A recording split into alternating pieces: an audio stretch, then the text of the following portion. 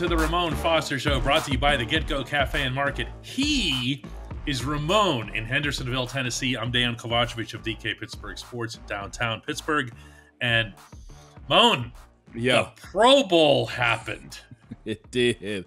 It did. Who cares? Who cares? What used to be the Pro Bowl, right? So I'm indifferent on it almost. I feel like we need a game, but I understand why we took the game away also too.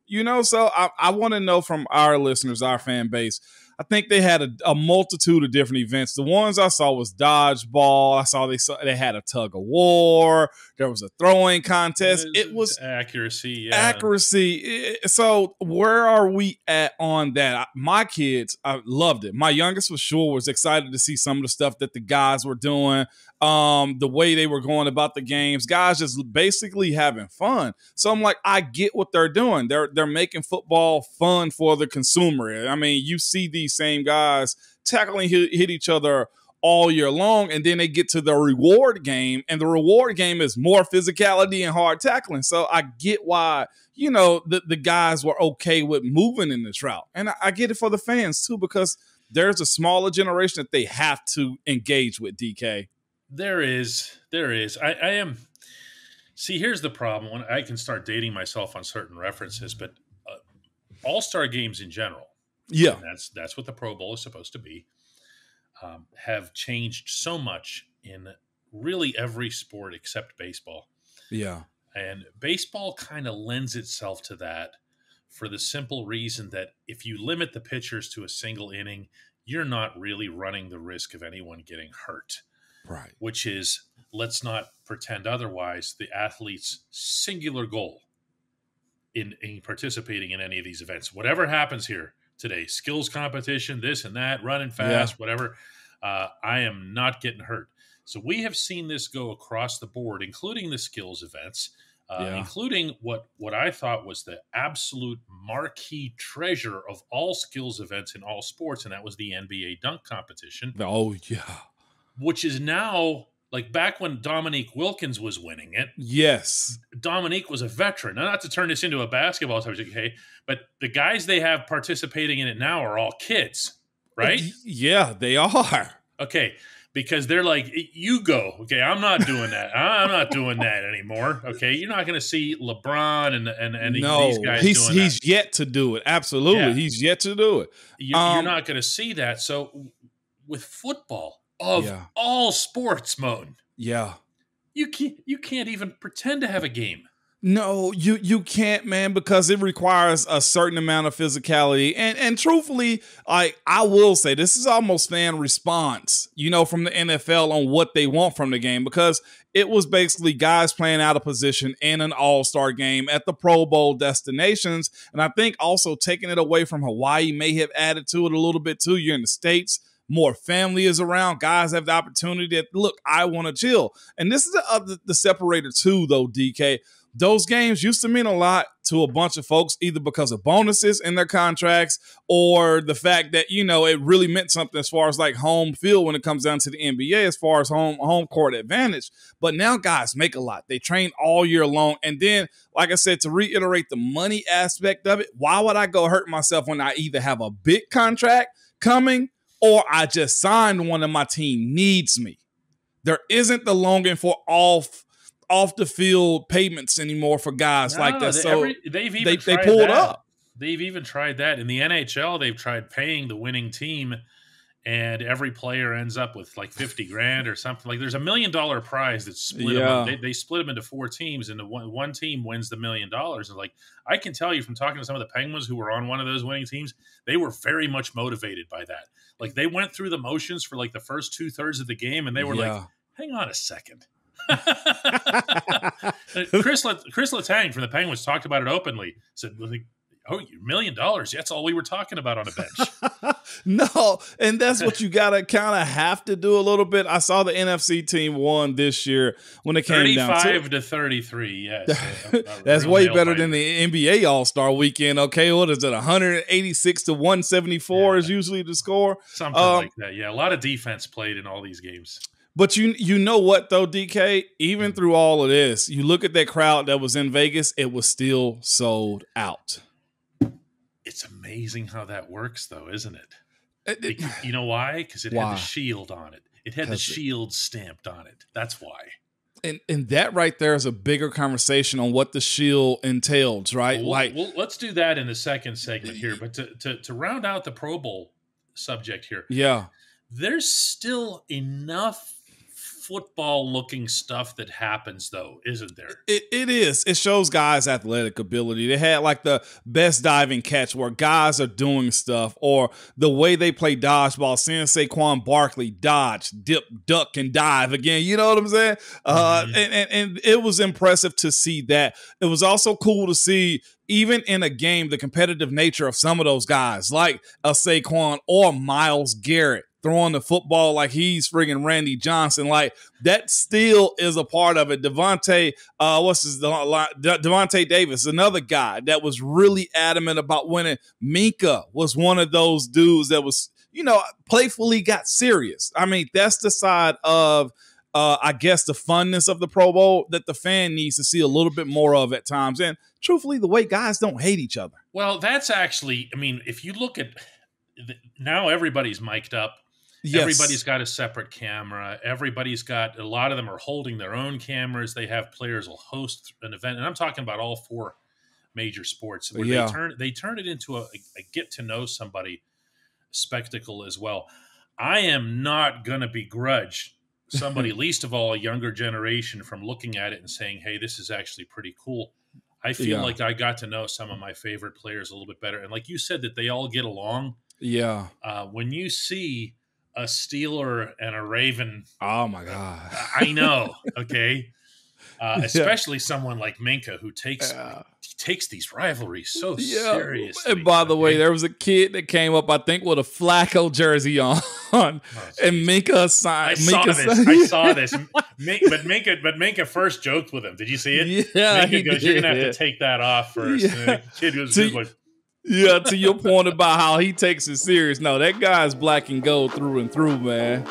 Especially when it comes to the divisional stuff. Man, this guy. When we come back, the shield, the value of the shield.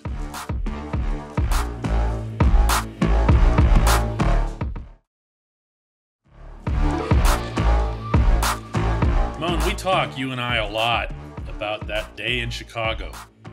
Okay? When Alejandro Villanueva, through a whole series of either misunderstandings or miscommunications or whatever else. At this point, I don't even really care anymore what happened. Me either. But Al goes out there by himself and they're standing for the anthem, and where's the rest of the team? And everybody has to explain it. You stood there like you're Mr. Union Chief, fielding 1,000 questions from us as we're coming in and out. And that was the day the NFL was supposed to die. Remember that? I remember that.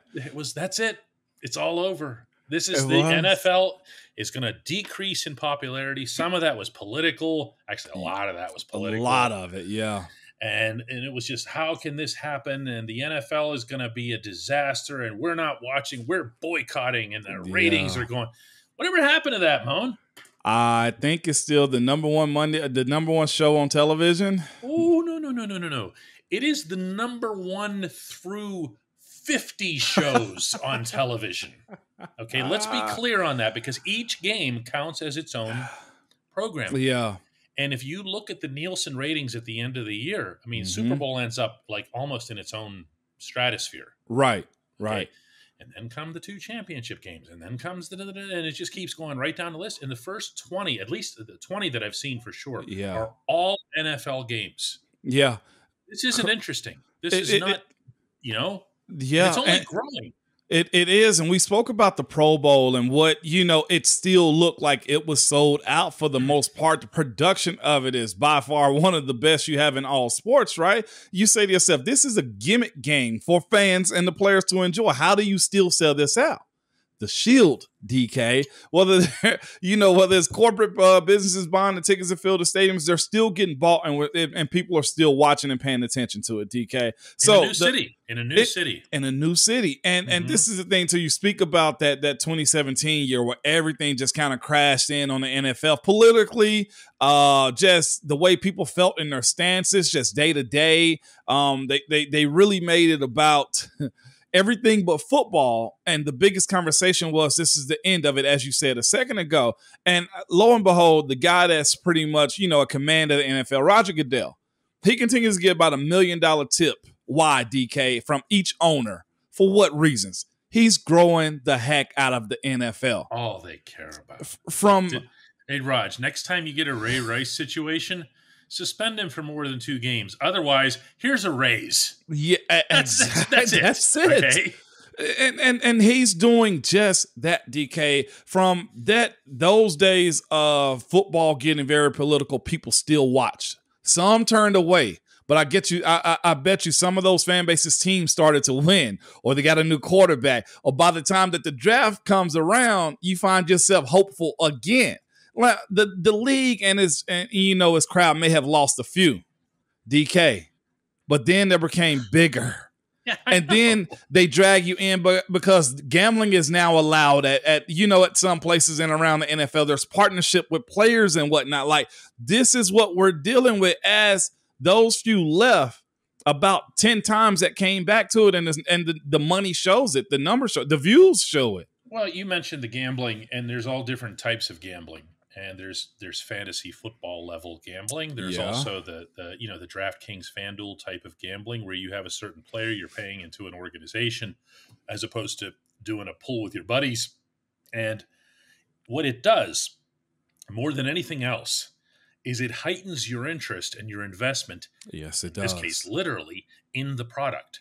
Okay? If you're watching games between, I don't know, Indianapolis and Jacksonville or something. I guess we can't really use Jacksonville as that. How about Indianapolis and Atlanta? Let's go Carolina. there. Okay, Atlanta. Carolina, yeah. So you watch a Thursday night stinker like that, you're locked in, man, because you started a running back in that game, or you've got something going on. The ratings and the various different things that the NFL does to bring this pool together.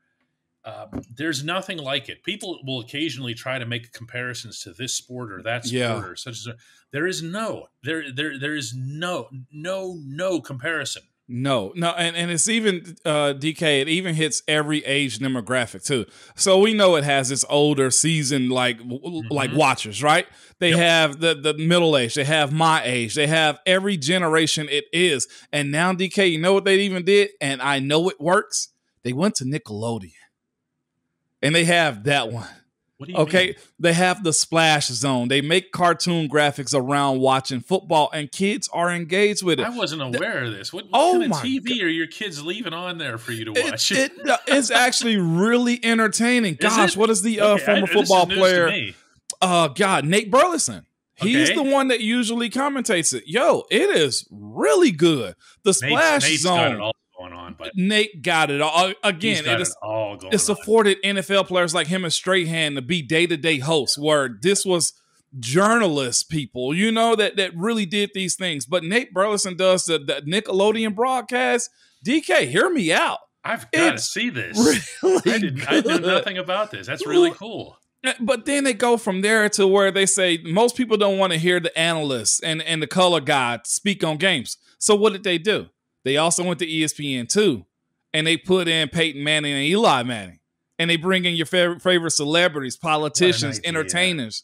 They've tapped every market. Just when you thought that, look, they're bringing in $18 billion a year. Now they're doing even more because the Shield, and that's why we all are within 2 weeks reading every storyline, comparing each team to one another as we get ready for the Super Bowl, DK. I went to the grocery store today. They already have our big fruit platters for the Super Bowl. That's what it does. There's something to be said for, the Super Bowl. It's almost like we can talk about the NFL. We can talk about other sports down here. We can talk about the NFL here, and then the Super Bowl is like still way up there. Okay. It's in some other bracket. You've been part of that. It's a thing. It is. It's an event unto itself. And we have players from different nationalities and have traveled the world and love other sports. Some love basketball probably more than they do football. But this one particular conversation always came up.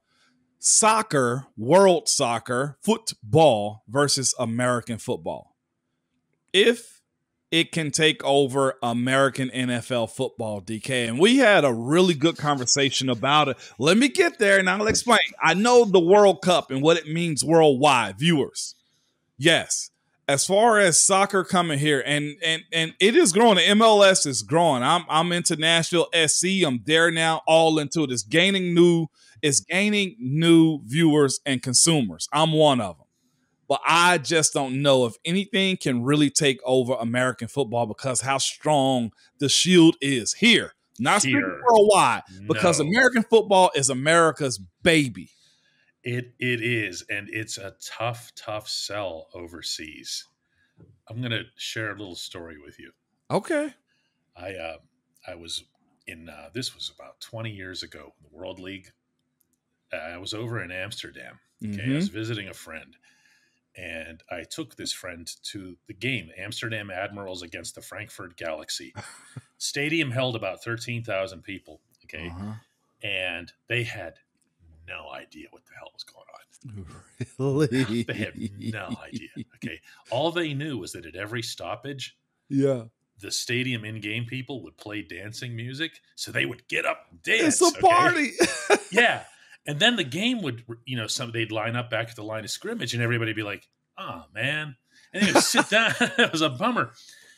And the number one question that you hear from people overseas, and anyone who's watching this overseas can back me up on this, and you'll do so in the comments. And we have a big following, too. Yep. I want to hear from this.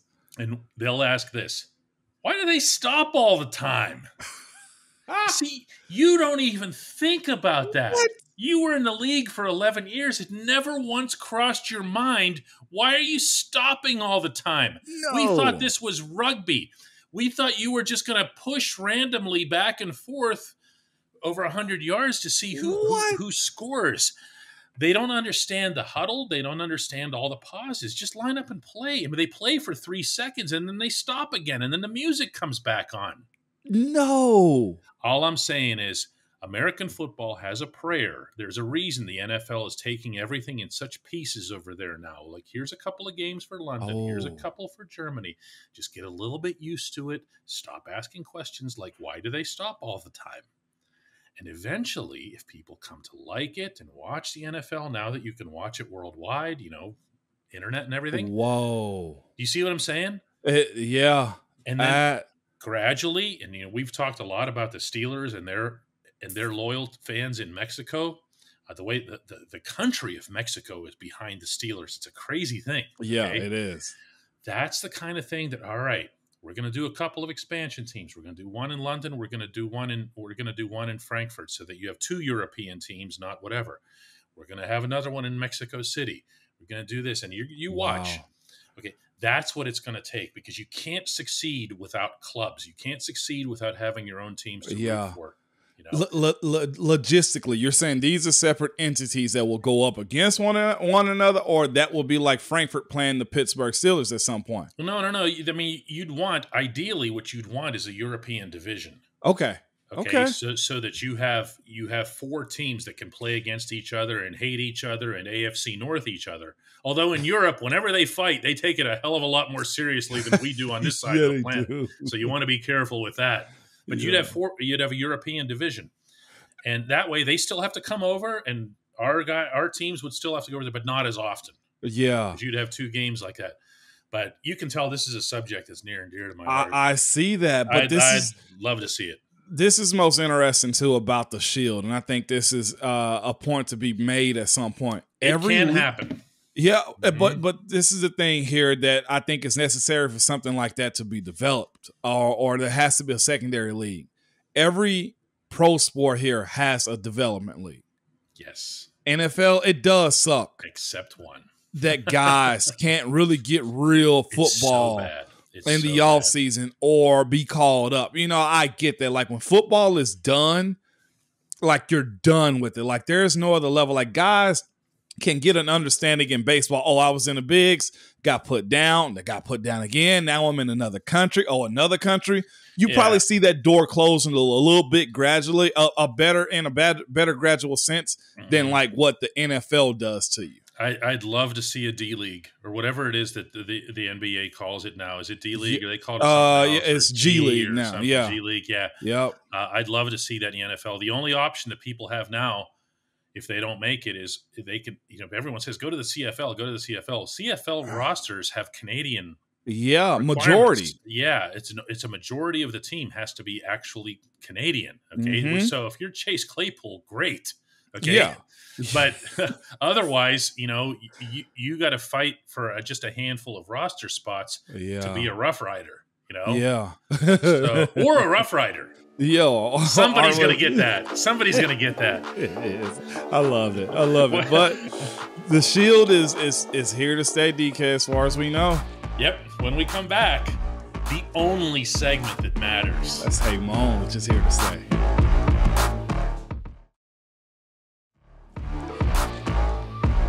Welcome back to the only segment that matters. The only segments that matter to me and Moan, though, are the ones in between the segments that we share with you. It is. Instead of just, we start talking about stuff. Yeah, and we do. We just got into a really good conversation about stadium design. Yeah, we did. And we're sitting here looking on the screen at designs I mentioned to Moan in Regina, Saskatchewan, the home of the Saskatchewan Roughriders, CFL. Since I mentioned the Roughriders, might be the most beautiful football stadium I've ever seen. It looks good. You can see it. You can see a picture of it here if you're watching our video here up in the corner. It is just gorgeous. And we started talking about Heinz Field, Acrisure Stadium, whatever you want to call it. And they paid for it. It's Acrisure. It's Acrisure. It's Acrisure. Yeah. But it's not the most aesthetically exciting sports facility. Kind of bland. Yeah, it's a little bland. And it's got the yellow seats and otherwise doesn't have a whole lot of character to it, quirks, things that you're looking for to make a stadium that feels like it's really yours, right? You're right. I got two ideas. This is what I was just sharing with Ramon. Yeah, you didn't tell me. I want to hear them now. Yeah, I said, let's save it. Let's just put it on a show.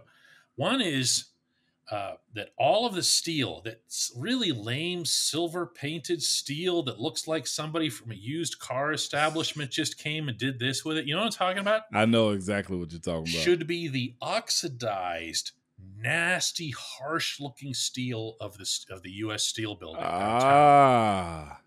I get it. Like tough. Grit. Like it's Pittsburgh tough, right? Okay. Yep.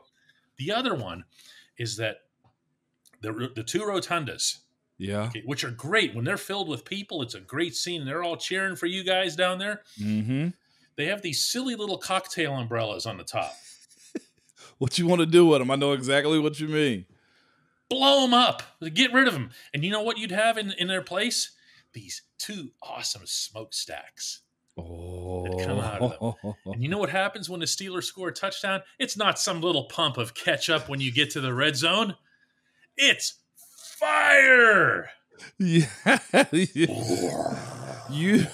You know how much that's going to cost week in and week out, DK? Well, unless we're playing in the same offense. But besides that, it's either that or an inside linebacker. Which one do you want, people? You know what? I actually like that. There will be a point, though, where that stadium does have to be under consideration for, do we say new stadium or do we say highly renovated stadium?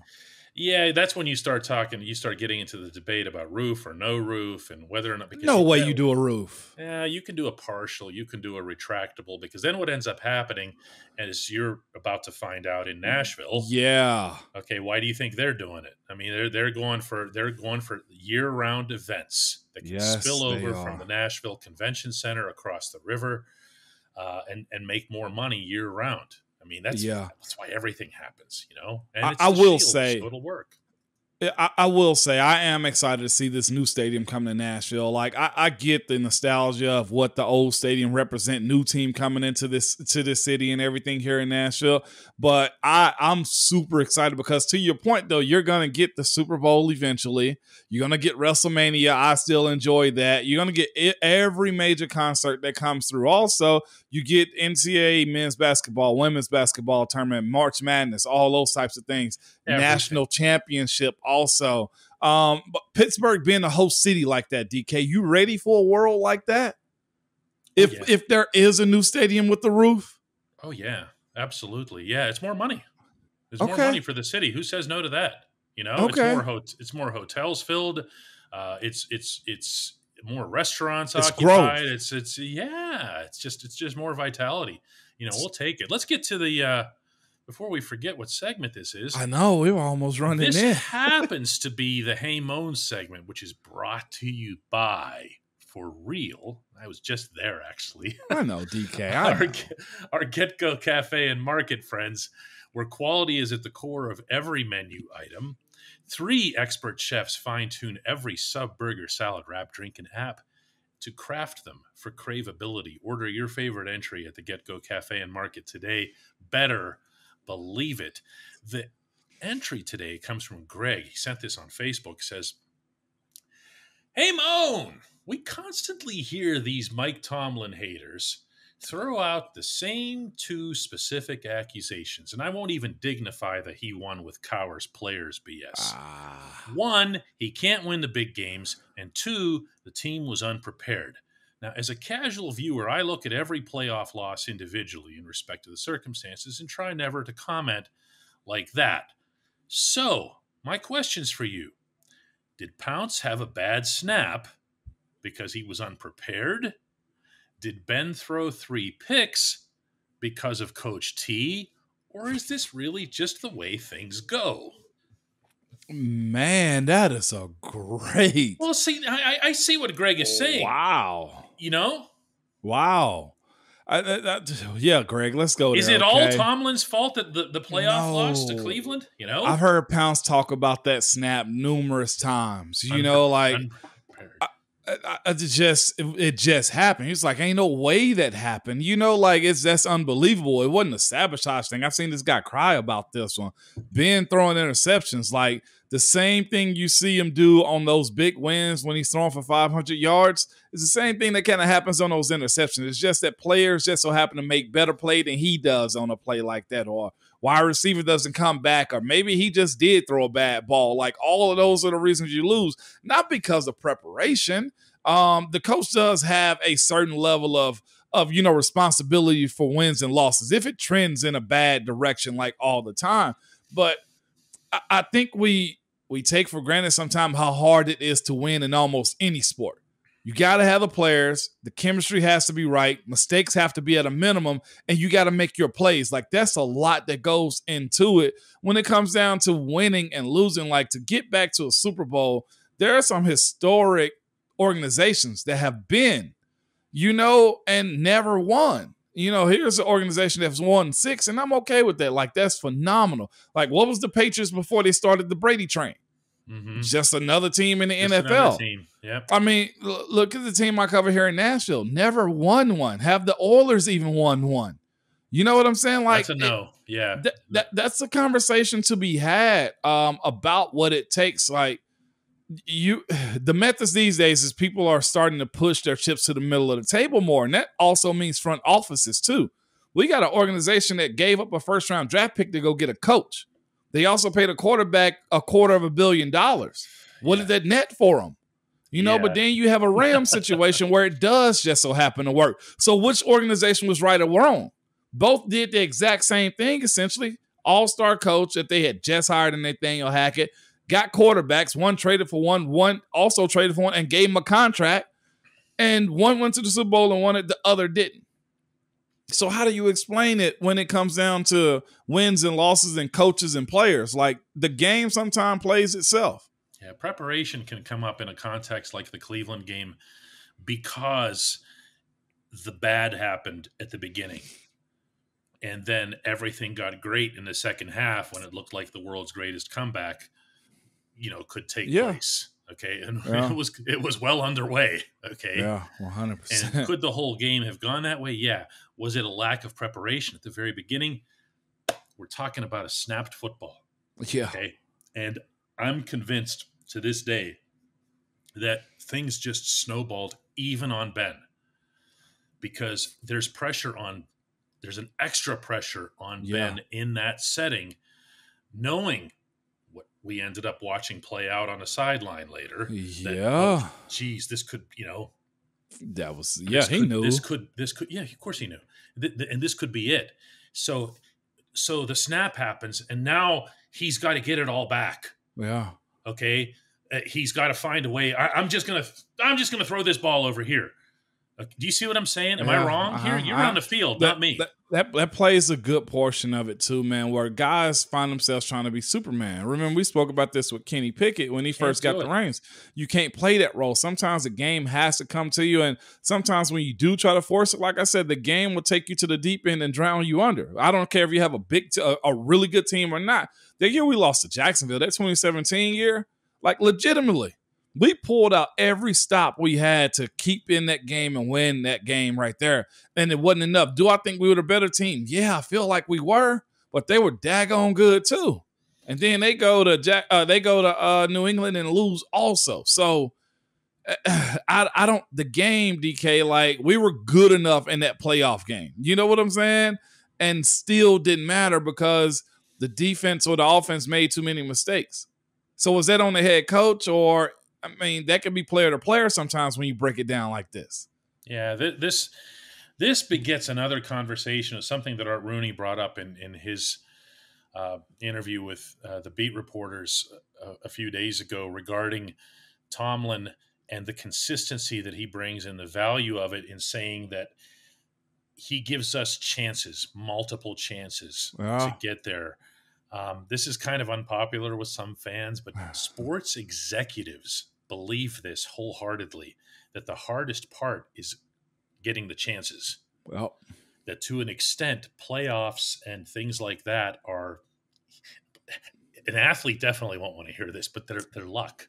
Yeah. There's certain things plays a part. Yeah, there's certain things that have to go your way to win a championship.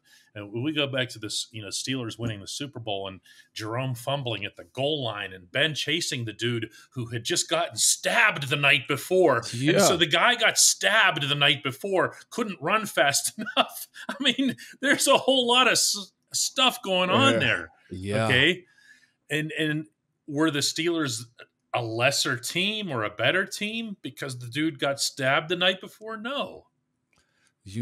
This is, again, it's so many things that goes into a team winning and losing. I know, the old stale thing of, Coach Tomlin versus Cowher versus, trust me, you have it good in Pittsburgh. Let's do it again tomorrow, Mo. No doubt.